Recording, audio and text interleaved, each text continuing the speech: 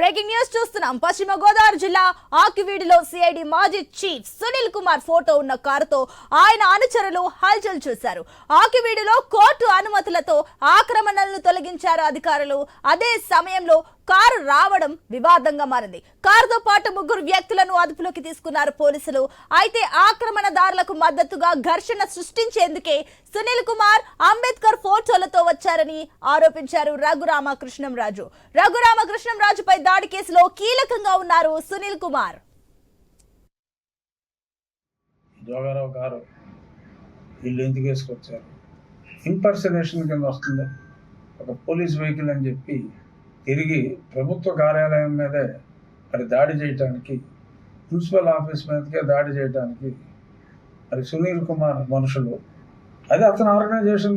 నాకు అంబేద్కర్ ఇండియా మిషన్కి సంబంధం లేదని చెప్పగల సునీల్ కుమార్ తెల్లారలేదు అంబేద్కర్ ఇండియా మిషన్ ఫౌండర్ అని చెప్పి అన్నింటిలో ఉంటుంది. అక్కడికి వెళ్ళి మీటింగ్లు ఇస్తాడు, భగవంతుడు చర్చించే ఉంటాడు, బ్రిటిష్ వాడిని మెచ్చుకుంటాడు, కులాలను మనుధర్మాన్ని తిడతాడు, ఆర్ఎస్ఎస్ని తిడతాడు. మరి ఇన్ని చేస్తున్నా, ఓపెన్గా బరితెగించి బజార్లో ఇన్ని మాటలు మాట్లాడుతున్న వ్యక్తి ప్రభుత్వ అధికారి అయితే అచేతనంగా. ఇక మనం చూస్తున్నాం పశ్చిమ గోదావరి జిల్లాలో ఆకివీడిలో సిఐడి మాజీ చీఫ్ సునీల్ కుమార్ ఫోటోతో ఉన్న కారు హల్చల్ చేసింది. దీనికి సంబంధించి మరిన్ని డీటెయిల్స్ మా కరెస్పాండెంట్ భార్గవ్ అందిస్తారు. భార్గవ్, దీనికి సంబంధించిన డీటెయిల్స్ ఏంటి? మరోపక్క రఘురామకృష్ణంరాజు కామెంట్స్ మరోలా ఉన్నాయి, ఏంటి దీన్ని ఏ రకంగా చూడొచ్చు?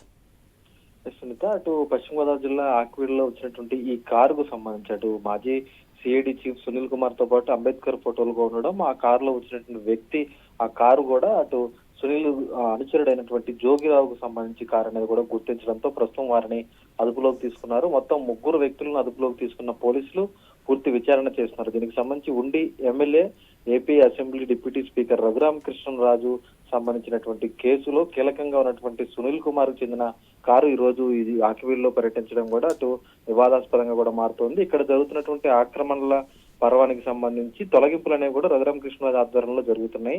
అయితే దీనికి సంబంధించి ఉద్రేకపూరితంగా వారిని రెచ్చగొట్టేందుకు, వివాదాలు సృష్టించేందుకే సునీల్ కుమార్ కు సంబంధించినటువంటి మనుషులు తమ నియోజకవర్గంలోకి వచ్చారంటూ కూడా రఘురామకృష్ణరాజు ఆరోపించడం కూడా చర్చనీయాంశంగా మారింది. ఎందుకంటే గత ప్రభుత్వ హయాంలో రఘురామకృష్ణరాజును సిఐడి అరెస్ట్ చేయడం, ఆ తర్వాత దాడి చేయడం వంటి వెనక కీలక సూత్రధారిగా కూడా సునీల్ కుమార్ కూడా అందులో ఉన్నారు, నేరస్తుడిగా.